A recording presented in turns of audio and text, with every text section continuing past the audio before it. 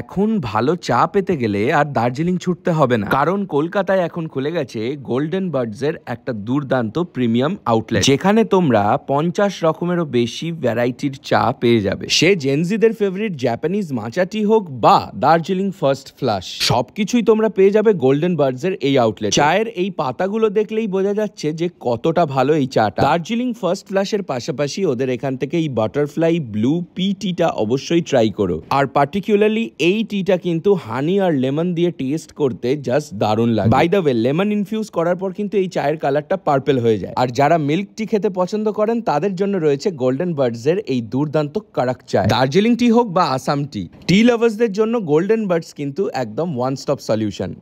আমাদের গোল্ডেন বার্ডসের মোটামুটি দার্জিলিংয়ের সব বাগান বলবো না, 80% বাগান আমরা কভার করি। যেমন আমাদের সব থেকে ভালো যেটা রয়েছে গোপালধারা, গিদা পাহাড়, নামরিং আছে, রিংটং আছে, নর্থ টকবর আছে, তারপর হ্যাপি ভ্যালি রয়েছে। এই সব জায়গা থেকেই আমরা মোটামুটি চা সোর্স করে আমাদের নিজস্ব প্যাকেজিং হয়, প্যাকেজিং করে আমরা অল ইন্ডিয়া ডেলিভারি করি।